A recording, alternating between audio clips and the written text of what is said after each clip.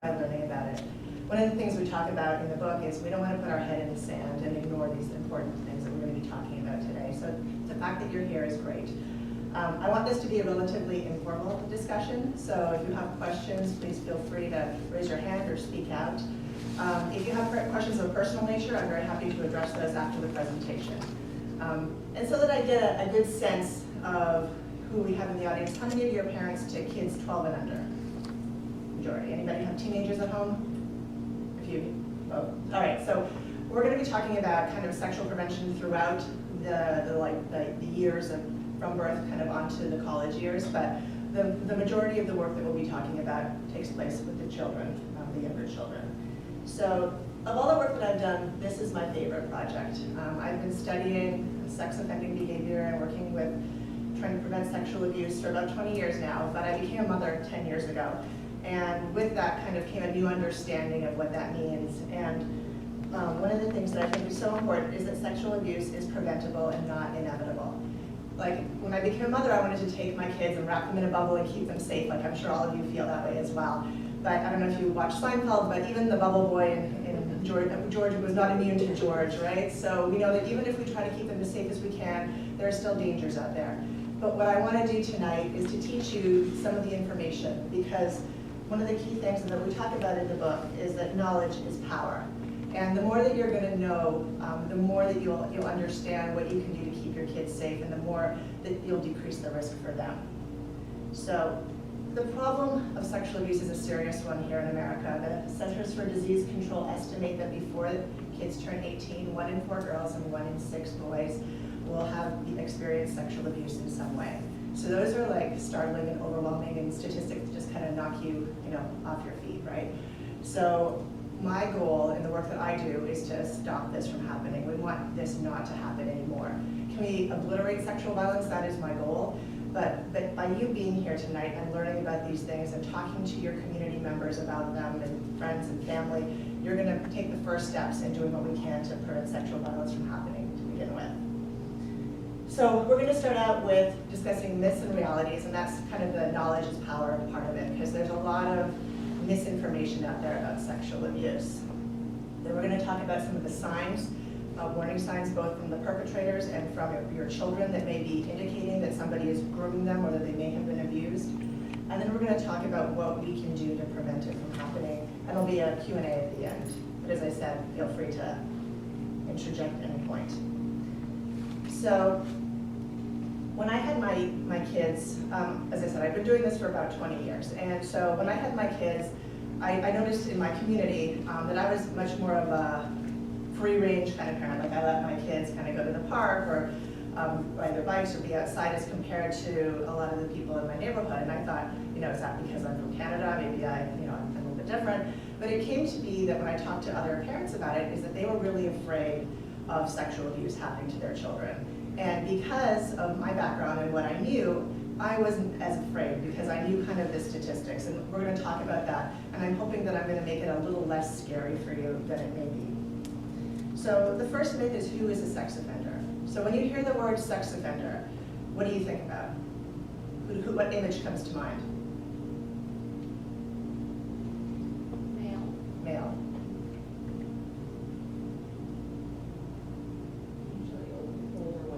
Older white male, yeah. Kind of the scary person. How many of you watch like SVU? So that's kind of the stereotypical image. It's kind of the scary white male. So unlike other kinds of offenders, sex offenders can be anyone. We see, and these are all pictures that I took off the internet. These are all convicted sex offenders. So these are not necessarily pictures that you would imagine when I asked you to think of who is a sex offender. So researchers have found that there are no specific demographic characteristics that predict who's going to be a sex offender. That's a question I get all the time, like, who's a sex offender? How can we predict who's going to be a sex offender? I can't tell you that. Now, we've seen like Jeffrey Epstein in the news, right? He was a billionaire. We see Sandusky, he's a coach. We see Mary Kay Letourneau, who is a school teacher. So you see it across the board. The individuals who commit sex offenses can be from every segment of our population. So they can be any age.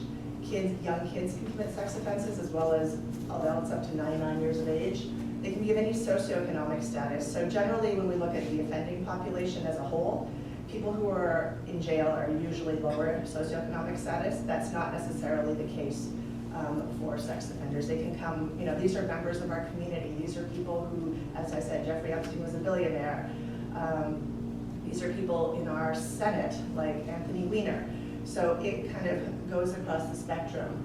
And it can be any level of intellectual functioning. We have people who, in New Jersey, I know there's even been a psychologist who's been arrested for sexually abusing his patients. Any level of sex. So it's not just people of lower income, but it can be across the board. So sex offenders are strangers. I see some people nodding their heads. I saw some people reading ahead in the book. This is the biggest thing that I hope that you take out of tonight. Sex offenders are our family and our friends and people in our community that we know. We call this the stranger danger myth. So like if you watch SVU, the majority of people they have on there are like these strangers or people that they don't know. That's not the typical sex offender. 93% of children are offended against by someone who is known to them. That means that only 7% of all child sexual abuse is committed by a stranger. So when I said that I'm not as worried about sexual abuse as my neighbors, it's largely because of this statistic. Because while it can happen, right? Like there are the men in the white vans who come and grab your kids off the street. It's very rare and it's very atypical. The majority of people who commit sexual offenses are 34% of our family and 58% of our acquaintances, meaning family, friends, coaches, people in the neighborhood that you may know that are looking after your children. So that really changes the way that we do our sexual prevention strategy, right? So like we're teaching our kids about stranger danger. Don't, if somebody offers you a puppy, don't go with them. Like that's what we teach our kids. But really, we need to be thinking about who are our children with? Who are we leaving them alone with? Who is in the house with them when we're not there? Does that make sense? Okay. The other one, sex offenders are adults. I kind of already gave this away a little bit, but the scary statistic is about 1/3 of all sex offenses against children are committed by another minor. A lot of this is kind of in the context of teenage dating relationships, but we do see children as young, under the age of 12, committing sexual offenses. The younger kids are usually abused themselves and they're kind of repeating what has been done to them with other kids, but it does happen. So that means that your kids are not only, you have to worry about adults offending against them, but you have to also think about who are the kids that are around them and who are you leaving them alone with. So 15% of youth who offend do so in groups. That's different than adult patterns. Like this is kind of like the gang rape, or when you see them in the media where a bunch of boys will usually sexually assault a girl. Again, this is more teenagers. And 12% of these offenses take place in school. So schools are now aware of these statistics and they're working on situational crime prevention, which we'll talk about later. But identifying areas that are, especially in high schools, like areas under the stairwell or areas that are kind of more obscure. They're placing security guards there, they're placing video cameras there so that these kinds of things can't happen. All sex offenders are male. Again, we kind of briefly touched on this. It's estimated that about 4 to 10% of sex offenders are actually women. Many of you may remember the famous case of Mary Kay Latordo. And now, honestly, I see almost every week now a case of a female teacher who is offending against her male student. So we actually think the number of women who are sex offenders is actually higher than that, but they don't often come in contact with the criminal justice system because people don't report. A, because the majority of the sex offenses of younger children are done in a caregiving context. So the kids kind of are confused. They're not 100% sure they've been abused. And so it's often the woman who takes the child to the doctor, so the kids aren't really keen on reporting. Or there's the kind of the societal norm of like the hot teacher and the young boy, and it's kind of like they're confused as to whether that should be cool, right? Like we still have, like for Halloween, the sexy teacher outfit, things like that. And so while they may think at this point it might be something that they're actively participating in, it's only later in life that they recognize that they've been sexually abused. The author, John Irving, talked about his abuse at the hands of his babysitter when he was a young boy, and how he felt very conflicted because people didn't really, he kind of thought of it as his rite of passage, but then later in life he realized that wasn't right, and he felt very confused, and nobody really talked about the abuse of males by females. So it does happen, so just also be aware. And all sex offenders reoffend. Just give me throw out some numbers. How many sex offenders do you think will reoffend once they've been convicted? 90%. 90%? Any other guesses? Higher or lower? I asked this of, I sometimes do trainings with NYPD and sergeants, so I asked this of a group of sergeants who are in the field and they work, in the area. They said 95 to 100%, just similar to you.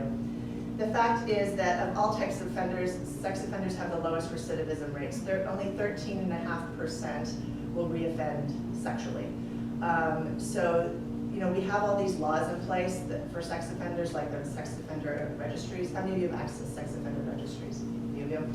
We have residence restrictions which prohibit them from leaving near kids in schools.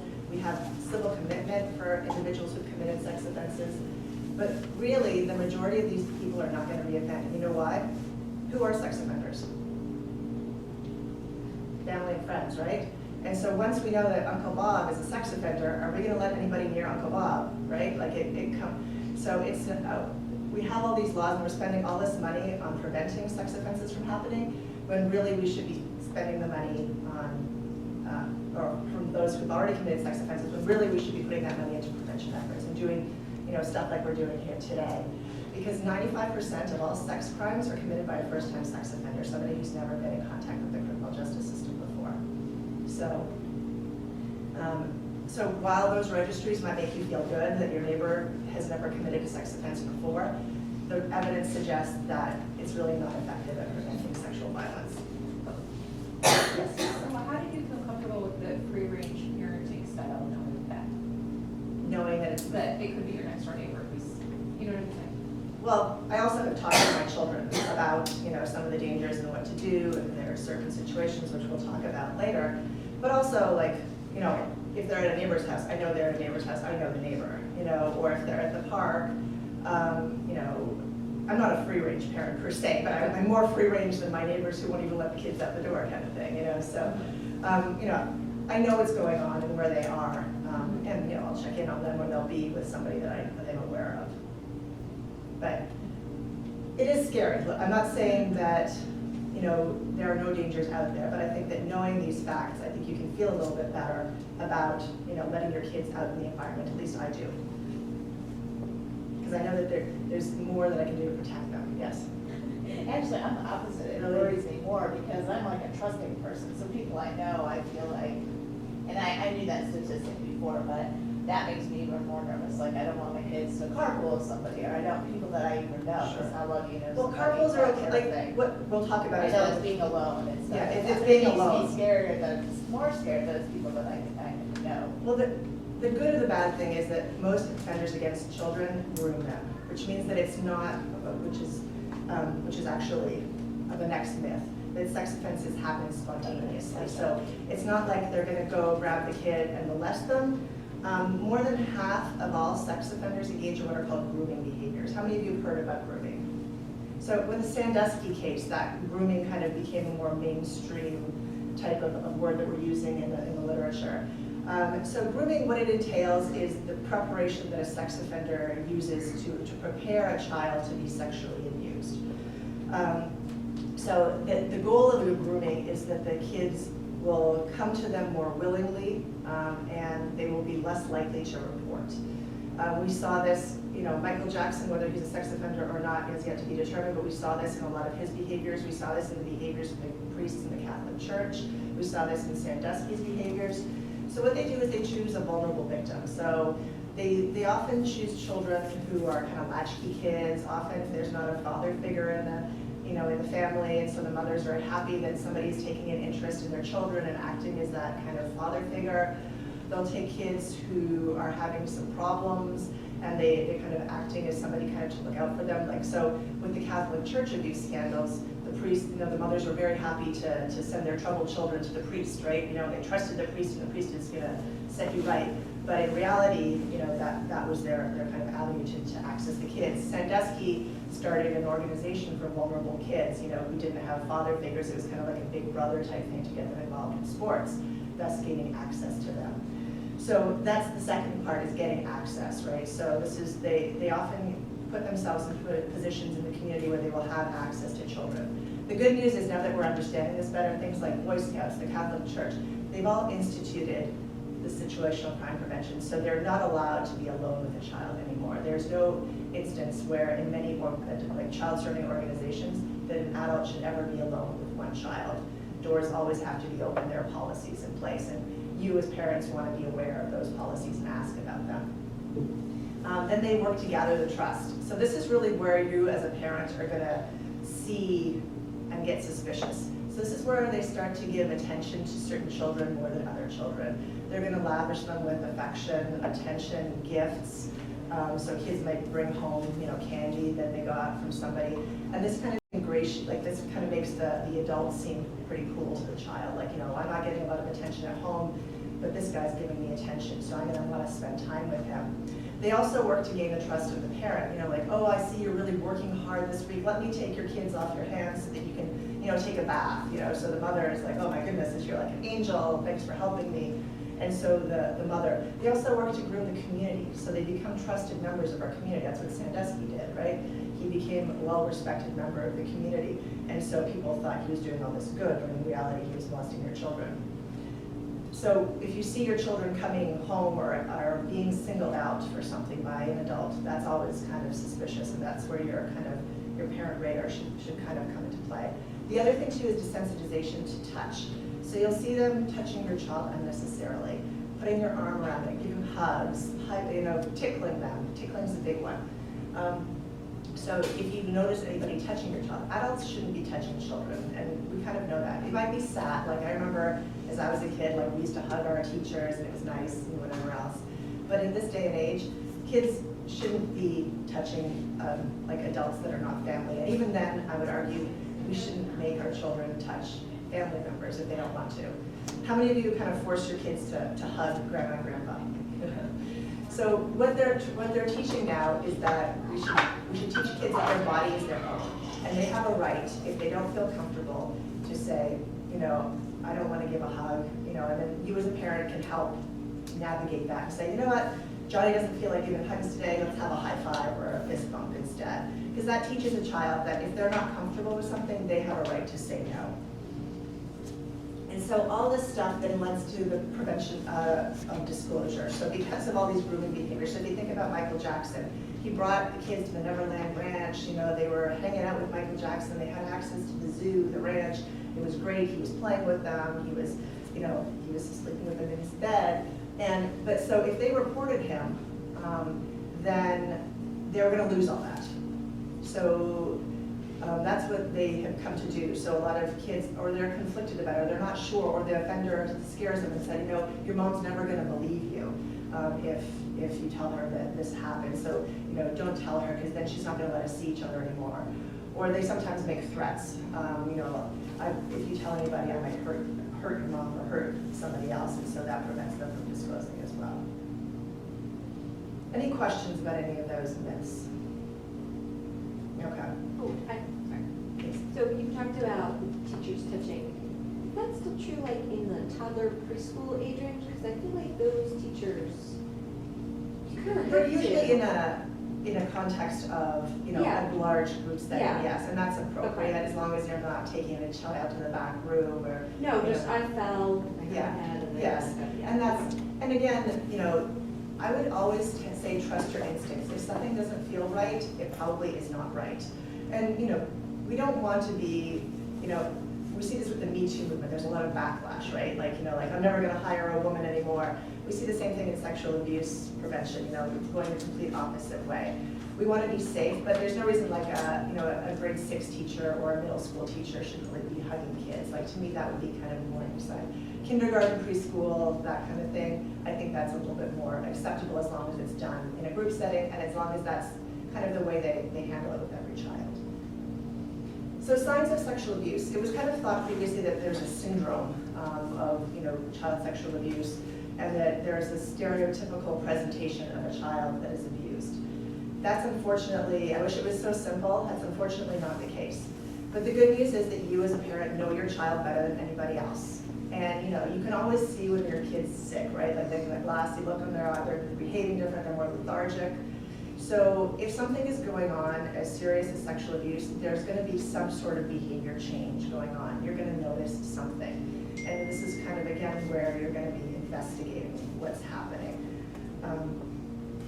So some of the key, a child may have these, they may not, but some of the things that we see of children who are sexually abused is they're having nightmares or other sleep problems. So, the thing is, these happen when kids go through all sorts of life changes, right? Like if there's a parental divorce, if there's a death in the family, if there's bullying at school. So these could be indicative of a lot of different things. They don't mean that the child is necessarily being sexually abused. But you do want to kind of have these at the back of your mind so that you can start exploring them. And it's very typical for a child to, at age 6, 7 to start having night terrors. That doesn't mean they're being sexually abused. These are developmental phases. So if you have doubts, there are hotlines that you can call, talk to your pediatrician. They can kind of confirm, you talk to your child, and they can kind of talk to you about what's normal for your child and if something is kind of a developmental stage or not.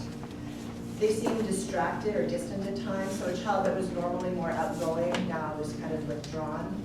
You're seeing changes in eating patterns. They're refusing to eat or has trouble swallowing or increased appetite.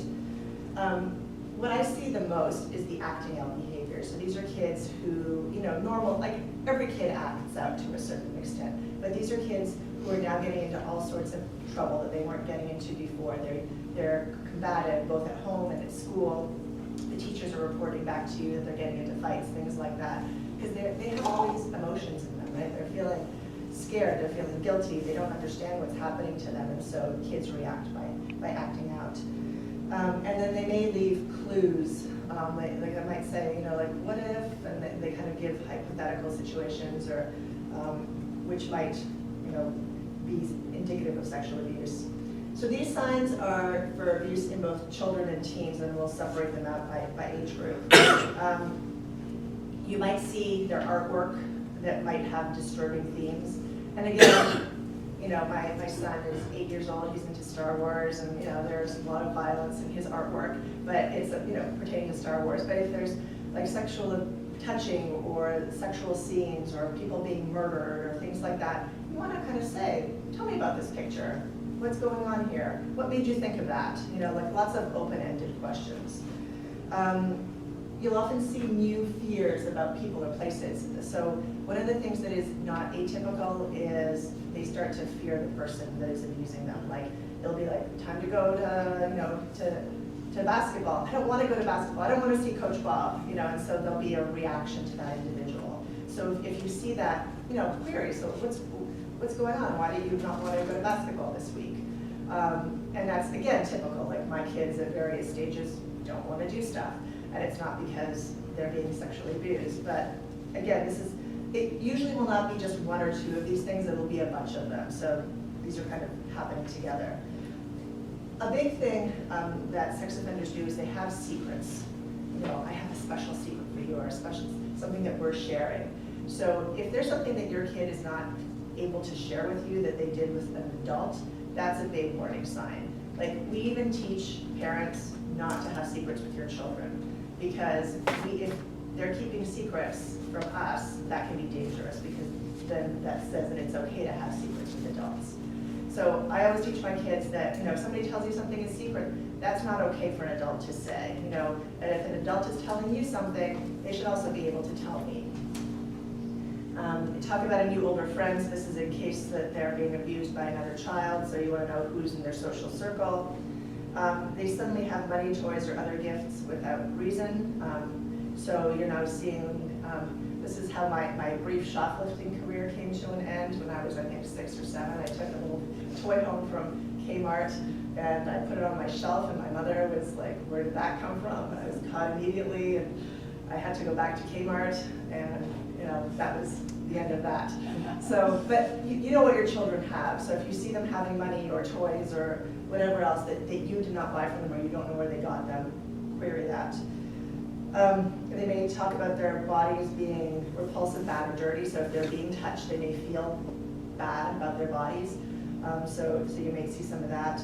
And this is something that we see very in kids kind of 10 and under, is that they start role-playing sexual behavior with their siblings or other kids. So they'll be mimicking sex acts or talking about sex stuff that they would not be aware of. And that's one of the bigger red flags if you see stuff like that going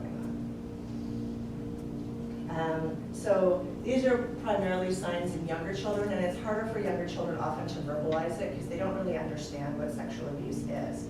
And what makes it even more confusing is, especially as kids kind of turn near puberty, they may become sexually aroused by if they're being touched, for example, which then the sex offender will say, oh look, you like it, you're getting aroused, that means you like it. But we know from biology that people can become aroused just by being touched, whether they like it or not. So that can be confusing for children. But we do see regression. So kids who are older, they start acting more babyish again. They start clinging. Bedwetting is typically is a typical symptom. So children who've been potty trained for a long time will suddenly start wetting the bed. And again, that's not atypical of kids to have moments of bedwetting, but again, take it in context of everything else that's going on. They have new words for private parts that you've not taught them before, so you hear them referring to, the penis, pardon my language, is a dick or something, that's something you would not say, but, and they're talking about it. And that might just be something they heard at school, but it's worthy of investigation. They don't want to take off their clothes during bath or bedtime or toileting. As I mentioned earlier, they're engaging in sexual play. They're mimicking adult sexual behavior with their toys or stuffed animals. And they're having more accidents outside of bedtime. Any questions about any of those? So this is more complicated because teenagers are difficult at the easiest of times, right? And they can be moody and dramatic and things like that. So a lot of these things are behaviors that we see in kids who are going through difficult times, who may be bullied, who may be having relationship problems. It isn't necessarily indicative of sexual abuse. But again, these are all things that you want to investigate regardless of the cause because they're serious mental health conditions. So you see self-injury. There's a lot of shame that comes along with being sexually assaulted. It is in no way the child's fault, but they feel like it is, that they somehow invited it. And sometimes the sex offender contributes to that by saying, look, you wanted it, you keep coming back to me, that showed me that you wanted it. So they feel this guilt or remorse or shame. A lot of people after the fact will feel shame because they don't report, they didn't tell anybody. So a lot of that gets manifested in these internalizing symptoms. Some kids will stop kind of taking care of their personal hygiene. You see the withdrawal, they stop bathing. They might start using substances, becoming more sexually promiscuous, running away from home. You'll see increased levels of depression or anxiety and suicide. That kids that were previously more affectionate suddenly kind of don't want to have affection anymore. And you'll see kind of compulsive eating or diving. And again, many of these are typical behaviors of adolescence. Some of these are extreme behaviors that obviously you want to look out for, but in and of themselves are not necessarily indicative of sexual abuse. Now, if your kids are exhibiting these types of behaviors, you also want to now think about who in their environment could be doing this, if this is potentially sexual abuse. So here are some behaviors that perpetrators would engage in. So they're going overboard with physical touching, like hugs, tickling, and sitting on your lap. And this is what you're going to see with a lot of relatives, like, hey, come on, Johnny, come and sit in my lap. And Johnny won't like it, but come and sit in my lap, and I'll tickle Johnny and stuff like that. So one of the things that we encourage parents to do is kind of play the tickle game with their kids when they're little. So because most kids like tickling to a certain point. Some kids don't at all. But and I as a parent have to say I do enjoy tickling my children. But what we have done is that we have we play the stop game. So that we tickle them and then they say stop and then immediately I stop. And then, I said, can mommy start again? And they say yes or no, and I respect that. And I talk about how, it's their body, and, if they want somebody to touch them, that they have a right to say yes, and they have a right to say no. And if somebody is doing something they don't like, they can say no, and that needs to be respected. And if it's not, they need to tell mommy or daddy. You'll see it, some sex offenders will prefer the company of children to adults. So this is what Michael Jackson, was prototypical of. He wanted to be around children. He didn't relate to adults, so he felt more comfortable around children. They encourage bending, breaking the rules. So this kind of falls in the spectrum of keeping secrets. So, you and I have a little secret. We're going to break the rules. We're going to take you out for ice cream, and the mom says we can't have ice cream, stuff like that. So those are, again, little secrets that they share with your child that they're not telling you, so that is working out as part of the grooming process to the sexual abuse. Check my time here. They take photos of the child. Adults, if they're going to take photos, it should be done in the context of a group setting. There shouldn't be adults taking pictures of your children. They often use this to kind of masturbate to later, so just be mindful of who's taking pictures of your child. I actually personally don't like to have pictures of my children on the internet for that particular reason. And also you can identify, because sometimes people will grab pictures and use it for nefarious purposes now, and also they can identify your child, so I never put their name with it. And they give gifts and special attention, which kind of ties into what we were talking about earlier.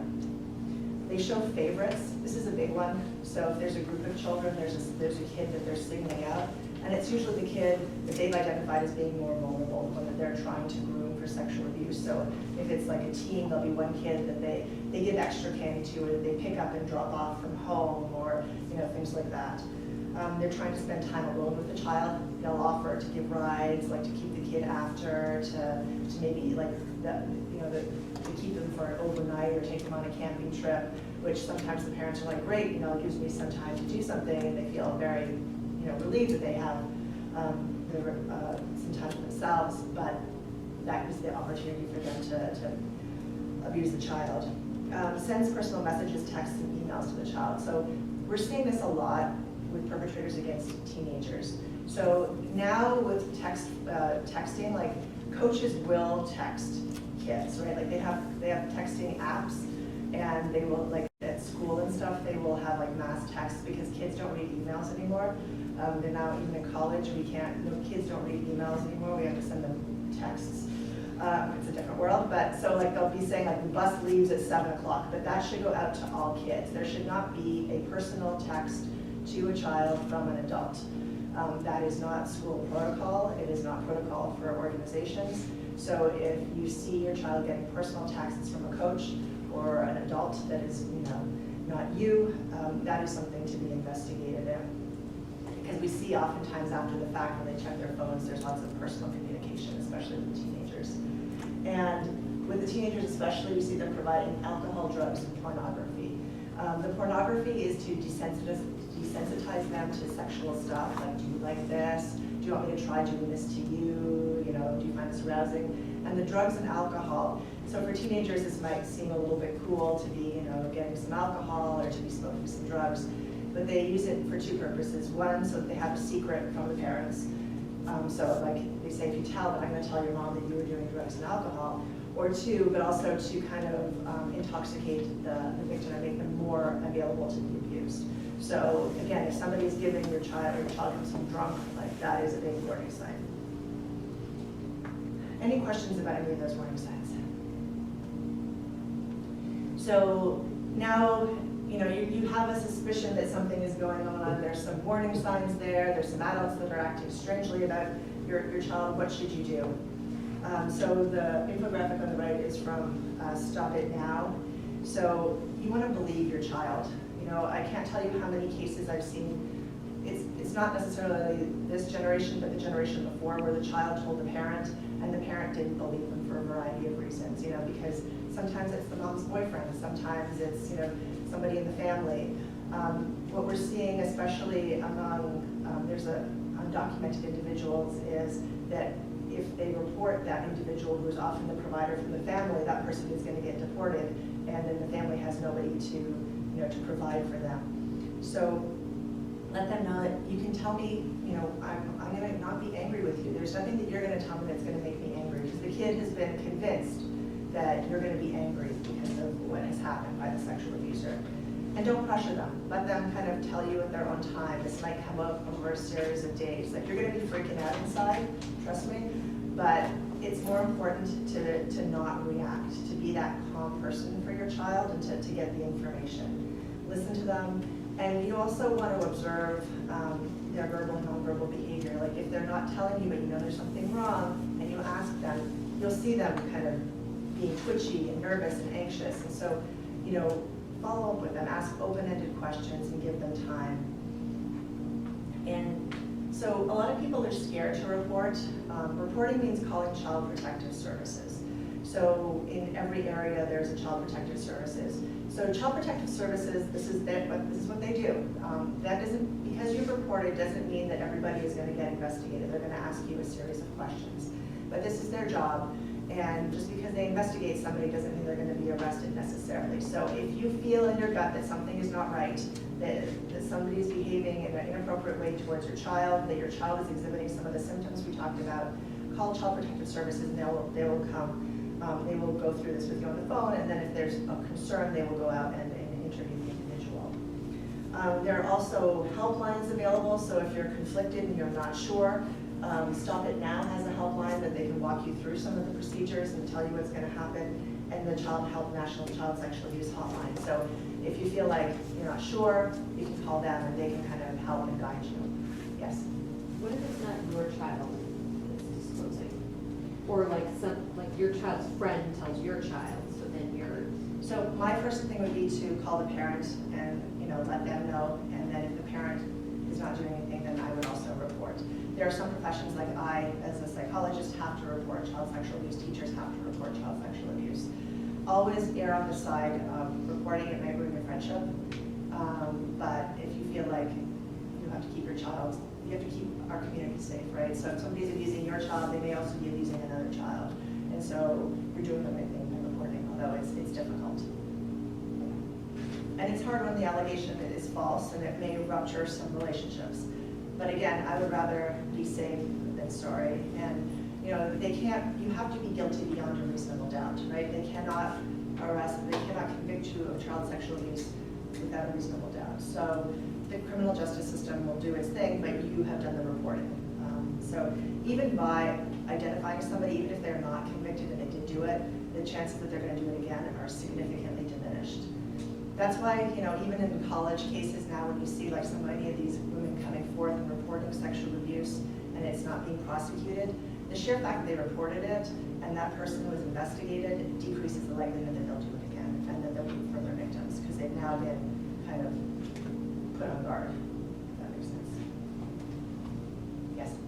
So what if you suspect somebody's like grooming or something, like they haven't actually done anything, but it's like it was like a coach or a neighbor or something that you can't really, you know what I mean? Yes. So again, I would call Child Protective Services. I would explain the behaviors that you've observed. They may go out and investigate, and that might be in and of itself enough, like even if the abuse hasn't happened yet, for that person to back off. And if you suspect the grooming, I would pull your kid out of that situation. So even if the authorities don't intervene, then it's our job as parents to stop. Yes? I assume in that situation, you can make that call as an anonymous person, Yes. but you don't have to disclose, like say it's a neighbor and say, Yes. oh, so-and-so, you know, next door called, you know Yes. what I mean? And they'll walk you through it, and they know what they can go forth and investigate. You know, as I said, it's better to be safe than sorry. So if you can say, like, I saw an adult doing this, and this is the adult that I saw, they can then investigate. So, any other questions about reporting? Yes. What we notice a lot around here in the library is like boys that are junior dating girls in junior high. Libraries are an odd, because we're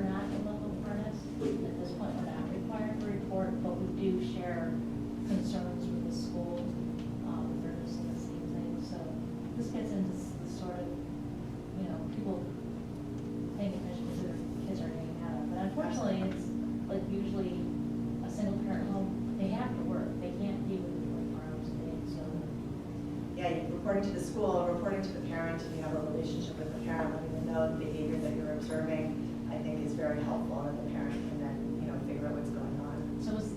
So what is the law of, consensual, whatever? So if they're both minors, there's little that you can do, but if one is three, I think it depends on the state. This is where we get into, like, for example, Jeffrey Epstein was on the sex offender registry as a level 3 sex offender in New York. He wasn't on the, and he has a residence in New Mexico. He wasn't on the sex offender registry at all because his victim was 17, and 17 is the age of consent in New Mexico, but not in New York. So there's a lot of different, like you have the Romeo and Juliet laws in some states, like where it's okay if you're 19 and you have a 16-year-old girlfriend and you're engaging in sex, that's okay. Other states, that's child sexual abuse. So, I think you have to know the law. I'm not familiar with the law here in Ohio and what the age difference is. It's usually about 3 years, with the one being older than the other. So how to prevent child sexual abuse, this is the most important thing. So starting with young children, use anatomical names for your body parts. So start calling it the penis and the vagina. And I'll tell you, there are 2 reasons for that. The first is that they did a study where they interviewed sex offenders who were in prison.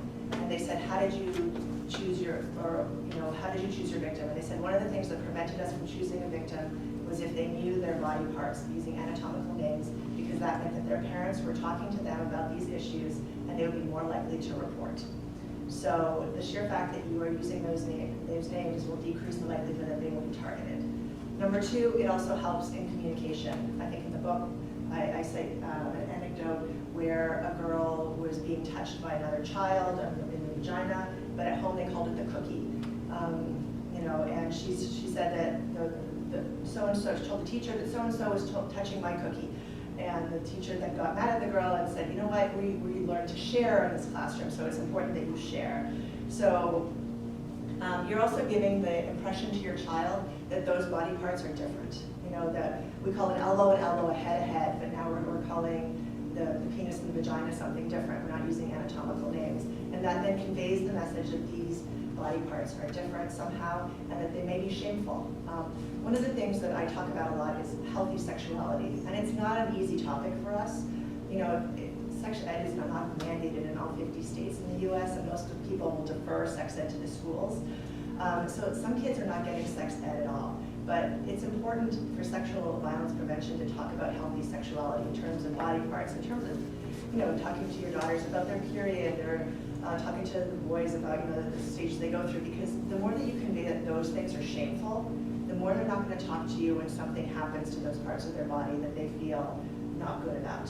So you want them, just like if somebody punched them in the head, they would come talk to you. If somebody touches them in their, in their private parts, you want them to share that with you. We already kind of touched on this, but teaching your children that no one should touch their private parts, the parts under the bathing suit covers. But, like in the context of caregiving activities, or the doctor might check them, but mommy or daddy needs to be in the room. And then teach your child they have control over who touches them and how. And we discussed this already, but, doing those like that tickle game, or teaching them they don't have to hug or kiss people they don't want to hug or kiss. And that means you too. There are times where my kids are like, Mom, I don't want to hug. And as much as I want to hug them, I have to respect that because I want to model that behavior for them. There's some really good books that you can read to your children, and I think you got something to take home as well today. But these are things that you can read with your child to kind of foster the conversations. And people say, when should we do this conversation and how often? And what we have kind of said is that do it starting, when they're young. Like I saw you have a very young child. I would even start like when you're taking a bath. You say, this is your penis, this is your vagina. Mommy's going to wash that now. And then just bring it up, occasionally as they grow up. Like if mommy's pregnant, talk about where babies come from, and in age-appropriate ways how babies are made. The seed and the sperm, or the seed and the egg, and things like that. Just make it part of a normal conversation with your family. And that's again to destigmatize it, because we found that much of this happens because we keep it secret. Sex abuse is like, my dad is from Eastern Europe, and he once, when I started studying this, he goes, what's wrong with Americans that they have so much sexual abuse? We never had this sexual abuse in Europe. And I'm like, Dad, it's not that you didn't have sexual abuse in Europe, it's just that nobody talked about it, and we're talking about it here. So talking about it is good, and you want to talk about it at home. And a lot of people feel very uncomfortable talking about it. I had some family friends over the other weekend, and our daughters are turning kind of 11, and I was saying something about the period, and I was like, no, I don't want to hear anything, that's her job. And that to me conveyed, that's something dirty or bad that he reacted so strongly, so we don't want to, I want my husband to talk to my daughter about the period if it happens. My children will ask me about it, I tell them about it. And so, again, is talking about your period going to prevent sexual abuse? No, but it conveys to them that these are normal body parts, these are things that we can talk about, and these are okay topics. And have the conversation often. Like, what I mean by often is like kind of every 6 months or so, kind of make a note of bringing up something. There might be something that, like I know starting in grade 2 in our school system, they have things, so you can say, what did you talk about at school? Do you have any questions? Things like that. Especially as the kids get older, use vignettes, news stories, happenings in the community. So as you have teenagers, you can talk about, like, have you guys heard about what's been going on with Jeffrey Epstein in the news, or what do you think about that? And having these critical conversations. Last week we had a report of a Denali following a girl in her neighborhood, and so I brought it up to my kids who are 6, 8, and 10, and I said, how would you handle that situation if that happened to you? And we talked about it. The most important thing is having them think critically about these things and teaching these critical thinking skills. So not saying, okay, if somebody follows you, you do this, this, and this, but rather having them come up with it. So if they're ever in the situation, they've now thought it through, and they've kind of thought about how they would handle it. So if you talked about those teenage dating situations. So you can say, like, I was in the library last week, and I saw Jane and Jack, and they were kind of, doing these kinds of things. How do you feel about that? And, how would you handle those situations if somebody was touching you in a way that didn't make you comfortable, and things like that, or, bring those situations up. And you want to know what's being taught at school, so you want to, each state has an agenda on what they teach and when, so you can request that. And again, I'm sorry, I'm not sure if Ohio has mandated child sex education in school. They probably do. Usually about 5th grade. About 5th grade, okay. So, but some states actually don't. So, you want to make sure you know what they're talking about. They also ask for permission in some states, which I think is also wrong, because they're saying that this is, again, something that's different, that we should be ashamed to talk about, and you have to have special permission. Like, these are topics that we want to have open discussions about. One of the things that we can do and a lot of this is putting the onus on the child, and it's never the child's responsibility to prevent sexual abuse. It's always our responsibility. So situational crime prevention is an important thing. So if you have somebody watching your kids in the home, I would have video cameras, or tell them you have video cameras even if they're not working, because that means they think they're being watched and they're less likely to do something. If they think there's a nanny cam, or there's like a stuffed animal or something like that, the likelihood that they're going to do something is significantly less. There is safety in numbers. So nobody can offend against 10 kids at once. I'm sure they probably could, but it doesn't happen generally.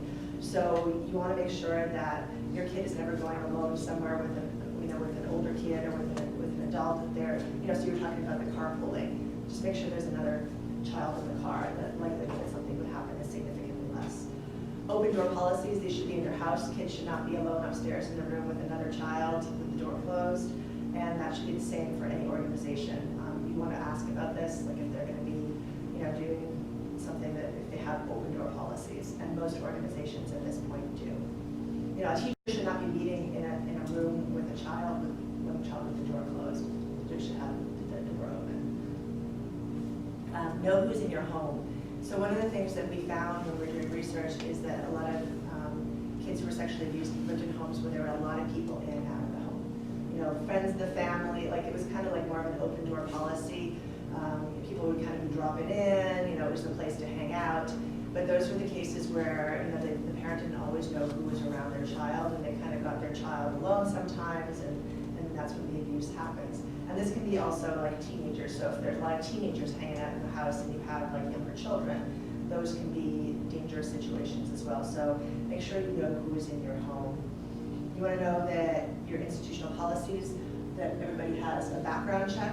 Again, that's not going to do too much, because we know that 95% of sex crimes are committed by by somebody who's not on the registry, but still, you want to make sure that there's not somebody who is a child sex offender who is working in your daycare. And that includes custodial staff, things like that. And if a child is having a sleepover, know the family and who's going to be in the home. Like my daughter's going to summer camp, and these are kids that don't go to her school, and she got an invitation for a birthday party sleepover. And I mean, we can't make it anyway, but I wouldn't have let her sleep over because I don't know this family. They live an hour away from us. I don't know the child, so that would be a situation that I wouldn't allow. If it's a friend from school, somebody in the community that I know the parents, I've been to their house, then, you know, if I feel comfortable, I would let my child sleep over there. Online safety is something a lot of people are worried about. I know a lot of you have younger children, although my daughter got her cell phone when she was 8 years old. The only thing she wanted for Christmas was a cell phone, and she's very responsible. But the good thing about kids getting these things younger is that you can have more control. So we have a usage agreement so that I went through the rules, and I said that mommy always can have access to your phone. I have to always know your passwords. And so this is part of the culture now. She understands that I'm going to be checking her phone. And I do. I don't check it every day, but I do go through, you know, the text messages. I see who she's texting. They don't do this, send emojis to each other and things like that. But, you know, I know what's going on. She doesn't use social media yet, but I am aware. And this might be more challenging as she becomes a teenager and technology changes. But it's up to us as parents to make sure that we're checking these things. And if the child doesn't let you check, then you're paying that bill and you have to say, well, this is part of our agreement. If you don't let me check, then I'm going to take that away. Now, there are all sorts of apps now that they can have secret text messages and they can delete text messages and things like that.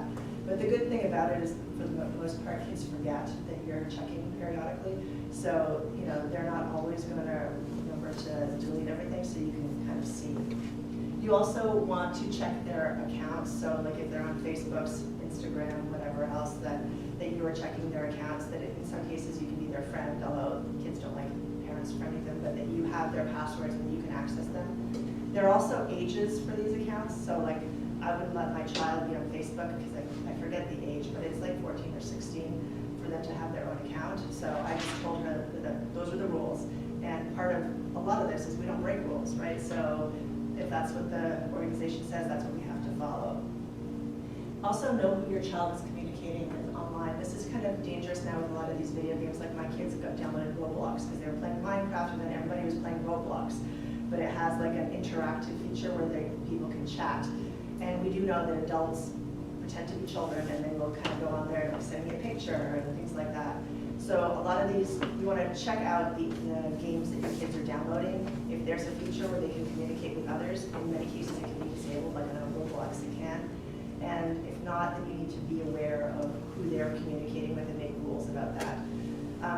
I tell my kids they're never allowed to share their name, where they're from, their screen name can never be anything close to their name, their age, their gender, so they can only be very generic if they're online, which I don't really allow them to.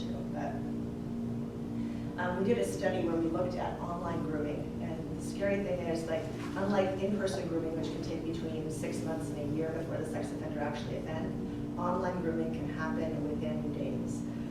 These are typically older children, so you'll see the cases where girls kind of run away with like somebody they're quote-unquote in love with, but it happens within days. And what they do is they select vulnerable teens. They see that from their screen names. They kind of lurk in the chat rooms or wherever they are for a while, and they see who's talking about problems at home or difficulties. And they'll also choose individuals who have screen names that like Hot Sexy Chick 37 or something like that, that indicates like a little bit of sexual promiscuity, or they're willing to talk about it.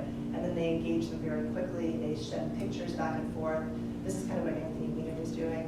And then the girls kind of envision this person as somewhat of a boyfriend. So they think they're meeting this older man, and they understand them. And while they think they're engaging in consensual sexual activity, ultimately this is sexual abuse, right? Because they've been predated against. You can put online safety. Google has these, YouTube has these, where the content is monitored. So you want to, in the book, there's information about websites where you can find this information. And I think the biggest thing is no devices in rooms at bedtime. Have a charging station or wherever like that, or that may be locked if your kids are sneaking it in, but that is in a common area but not in their bedrooms, because we found that the majority majority of people who were contacted by sex offenders happened after 11 o'clock.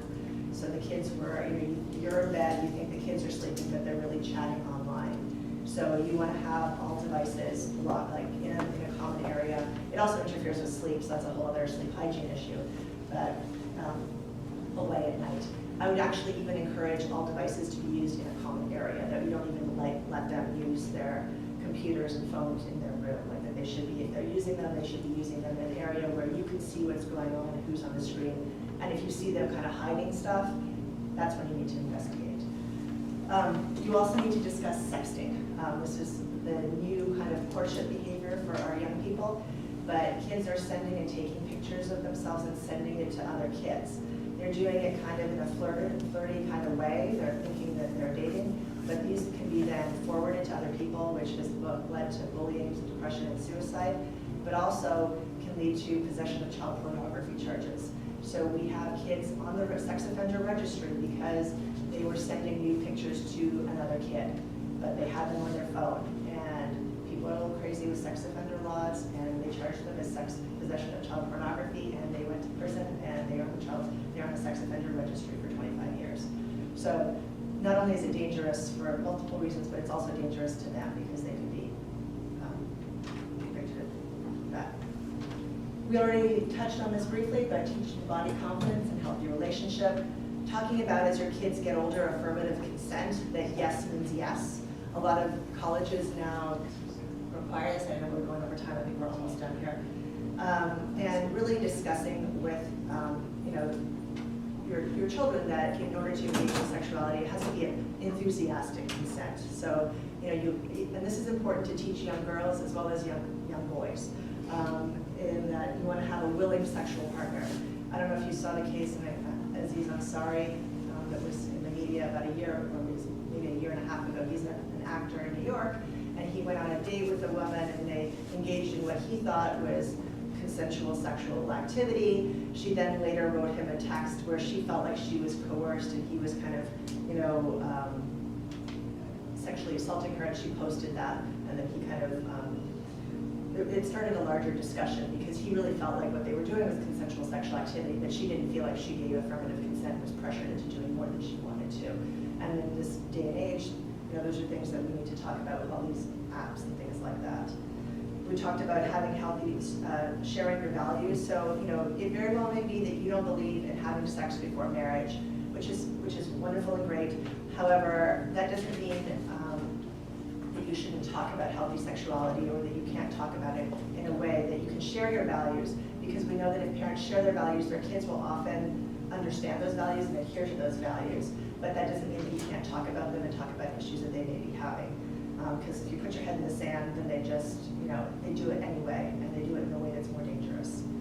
Talk about respect and values in relationships. Again, this is as your kids get older, and model that in your own relationships. And as teens start going to parties and dating, talk about the dangers of alcohol and drugs, especially in teenage relationships. A lot of sexual assault happens in the context of drinking activities. We saw with the Kavanaugh trial how alcohol figured prominently in that sexual assault. So again, these are important conversations to have, and continue these critical thinking conversations, because they become even more important as your teenagers get older, because they're going to be more and more on their own and making decisions in the real world. And the more that we can foster them understanding, like thinking about these issues in a way that they're prepared, the more that we can do to prevent them from placing themselves in dangerous situations. So my take-home message is, again, child abuse is preventable and not inevitable. So I hope that some of the information that we talked about today and that you'll read about in the book can help you in developing your own familial sexual prevention strategies and talking to other parents about it. And I know this is being videotaped, so encourage people in your community for sharing this information. I think the more we talk about it, the less likely it is to happen. There was some information now that Me Too has 60% of individuals have had difficult conversations since the Me Too movement. So as much as these are, and they've changed their behaviors and their attitudes in the workplace and their dates because of this. So the more that we talk about prevention, the more that we're going to prevent it from happening and having these conversations. So thank you so much. Any questions?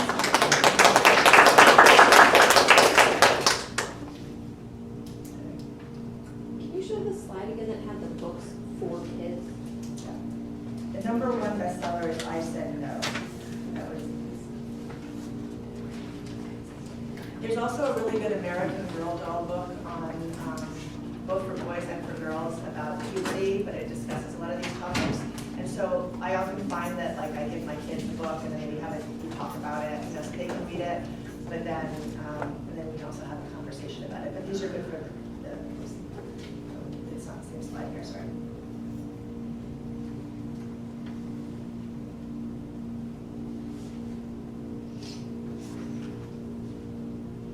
Thank you. There's a few children's books on this topic as well on a display by the red wall if you walk down that way. The green table in the middle, there's a couple of those books out there. Some of them were already grabbed this morning too, so if you don't see any when you go there, I'll try to reshelve them throughout the month. Wow. You can stick around if you have any other questions, but I'll just close up really quick. So thank you again one more time, and thank you to all of you for being here. This program was funded through a grant awarded to us by the All of Us Research Program through the National Network of Libraries of Medicine, the Department of Health and Human Services, the National Institutes of Health, the National Library of Medicine, and the University of Iowa. Please consider checking out our next Awareness August event, which is Understanding Addiction, next Thursday at 7 p.m. And in the meantime, there are a lot of resources over here that I invite you to come check out, including free doTERRA bags that you can take home and use to discard of unused medication. Those are also available at any time to check out from the reference desk. Again, the display on the red wall as you leave has a lot of children's books and adult books on this topic, as well as the other Awareness August events throughout the month. We also have extra of the books that you received this evening, so if you have family or friends who you think would enjoy these, please feel free to take some on your way out. And lastly, when you sat down, you should have found a survey on your chair, so please fill that out and leave it on your chair or hand it to me before you leave. There's some pens over here as well that need one. Thank you again for attending and have a wonderful night. Thank you.